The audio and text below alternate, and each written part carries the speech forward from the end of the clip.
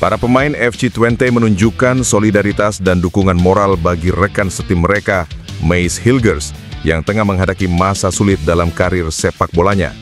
Dalam laga Eredivisie Liga Belanda melawan Telstar di Stadion De Grolsvesten Sabtu dini hari waktu Indonesia Barat, seluruh pemain Twente memasuki lapangan dengan mengenakan kaos bertuliskan pesan khusus untuk Hilgers. Mace, semoga lekas sembuh, kami ada untukmu. Demikian tulisan yang tertulis di kaos merah. Tindakan ini menjadi bentuk dukungan moral dari skuad Twente kepada bek naturalisasi timnas Indonesia yang saat ini tengah menjalani pemulihan dari cedera anterior cruciate ligament atau ACL yang dialami saat latihan. Hilgers, yang tidak dapat hadir langsung di stadion, menyaksikan momen penuh haru itu dari kamarnya lewat siaran televisi. Melalui unggahan di Instagram Story, ia membagikan rasa harunya atas perhatian rekan-rekannya. Cedera yang menimpa Hilgers menjadi pukulan berat, terlebih karena musim ini ia belum tampil sekalipun bagi Twente akibat situasi negosiasi kontrak yang belum menemui titik terang. Kontrak sang pemain sendiri akan berakhir pada 30 Juni 2026. Sejak awal musim, hubungan antara Hilgers dan klub disebut mulai merenggang terutama setelah rencana kepindahannya ke klub lain pada bursa transfer lalu gagal terwujud. Twente kemudian memilih tidak menurunkan Hilgers di laga resmi selama proses negosiasi berjalan dengan alasan kebijakan internal klub. Langkah Twente tersebut mendapat sorotan dari berbagai pihak, termasuk Asosiasi Pemain Sepak Bola Belanda dan sejumlah jurnalis olahraga yang menilai kebijakan itu berpotensi merugikan karir sang pemain. Timnas Indonesia U23 yang akan disiapkan mengikuti SEA Games 2025 akan menjalani TC dalam waktu dekat ini. Sebanyak 30 pemain dipanggil, termasuk 2 pemain keturunan Ivar Jenner dan Mauro Zylstra. Kehadiran Ivar Jenner dan Mauro Zylstra tentu sangat membantu Indra Syafri dalam memperkuat kekuatan timnas Indonesia U23. Apalagi sebelumnya pemain FC Utrecht itu sudah mulai tersingkiri dari skuad timnas Indonesia senior asuhan Patrick Kluivert beberapa waktu lalu. Jenner tidak dipanggil saat timnas Indonesia berlaga di ronde 4 kualifikasi Piala Dunia 2026 zona Asia. Kini sang pemain akan jadi andalan Indra Syafri di SEA Games 2025.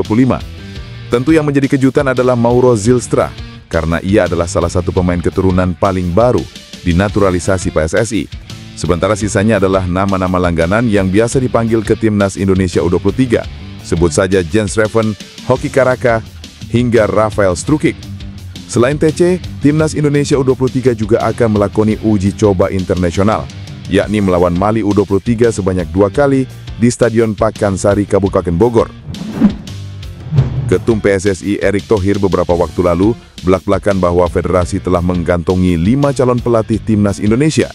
Dalam pernyataan di kanal YouTube Bukan Kaleng-Kaleng, Erick mengatakan PSSI akan lebih serius dan selektif untuk menjaring calon pelatih timnas Indonesia. Dari sejumlah nama yang berseliweran sebagai calon pelatih timnas Indonesia, sosok satu ini dianggap akan sangat cocok dengan keinginan Erick serta bisa klop dengan Simon Tahamata yang bertugas kepala pemandu bakat timnas Indonesia. Siapa dia? Dia adalah pelatih asal Kolombia, Juan Carlos Osorio.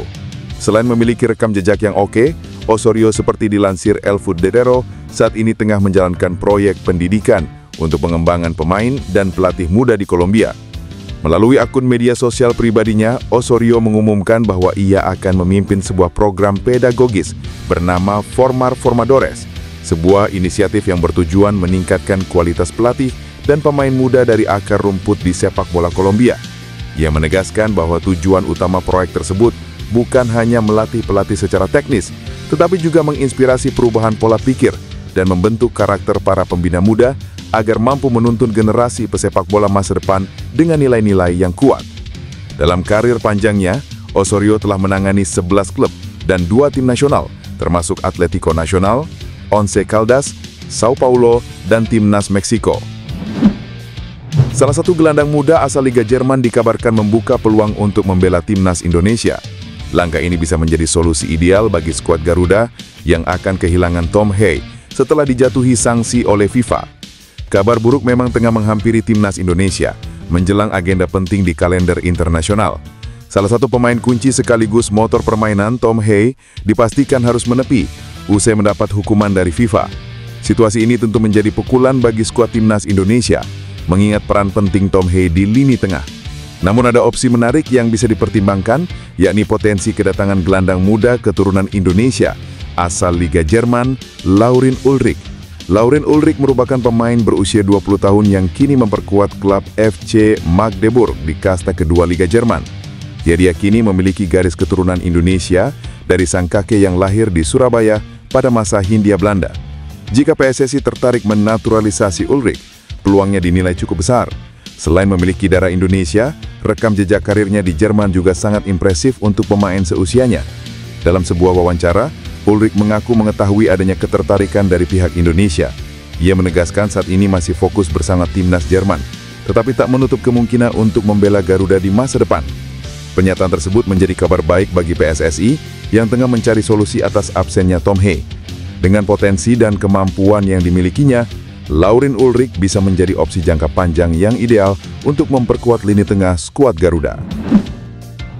Pelatih Timnas Indonesia U17 Nova Arianto melihat performa anak asuhnya kian matang meski harus menelan kekalahan 0-4 dari Timnas Brasil U17 di Matchday 2 Grup H Piala Dunia U17 2025. Ia cukup senang dengan hal tersebut. Timnas Indonesia U17 dibungkam Brasil U17 0-4 di laga kedua Grup H Piala Dunia U17 2025. Pertandingan itu berlangsung di lapangan 7 Aspire Zone, Doha, Qatar, Jumat 7 November malam WIB.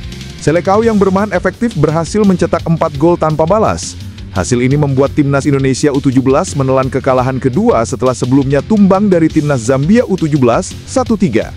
Meski demikian, Nova menilai performa Garuda Asia meningkat. Terlebih lagi, lawan yang dihadapi oleh Zahabi Goli dan kolega adalah kandidat kuat juara turnamen. Mantan pemain Persib Bandung itu menginginkan Timnas Indonesia U17 mempertahankan atau bahkan meningkatkan performa mereka. Ya, saya cukup senang ya dengan kerja keras mereka hari ini. Sekali lagi, ini pertandingan lebih baik daripada pertandingan kami melawan Zambia. Dan saya mau pemain selalu menunjukkan usaha seperti ini, kata Nova selepas laga.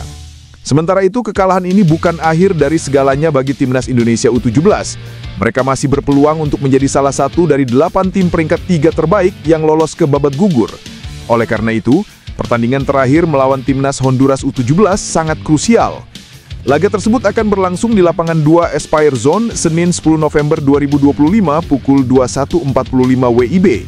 Ketua Umum PSSI Erick Thohir mengakui bahwa kekuatan Brasil masih jauh di atas Timnas Indonesia setelah Timnas U17 kalah 0-4 dari Brasil pada pertandingan Grup H Piala Dunia U17 2025 Jumat.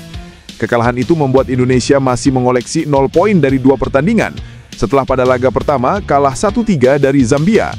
Salah satu kelebihan para pemain Brasil dibanding Indonesia menurut Erick adalah banyaknya kesempatan bermain.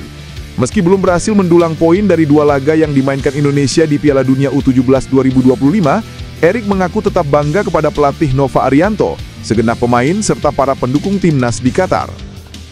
Ya, memang Brasil di atas kita jauh, dan kemarin kita ada kesempatan sama Zambia. Kita kecolongan 3 gol dalam 7 menit. Di babak kedua kita main lebih bagus, ada banyak kesempatan tapi belum gol, kata Erick.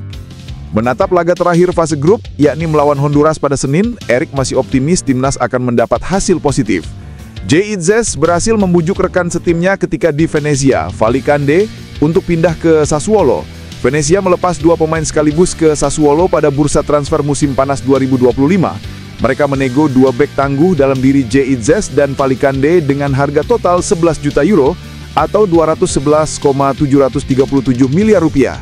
Diakui Cande, ada peran Itzes di balik keputusannya buat berganti klub. Dia meyakini bahwa sang kapten timnas Indonesia akan memudahkan proses adaptasinya di tim berjulukan Nero Verdi. Lebih lanjut, Cande juga menceritakan hubungannya dengan Itzes. Jay adalah saudara saya. Kami bersenang-senang bersama di Venezia. Dia orang pertama yang langsung akrab dengan saya. Dia juga kapten tim. Kami memiliki hubungan baik dan saya punya relasi baik dengan semua orang secara umum, pungkas Cande. Di Venezia, Cande dan Itzes berbagi bilah lapangan dalam 16 pertandingan. Kemudian mereka 4 kali main bareng setelah pindah ke Sassuolo. Jika ditotal, Cande dan Itzes memainkan 20 laga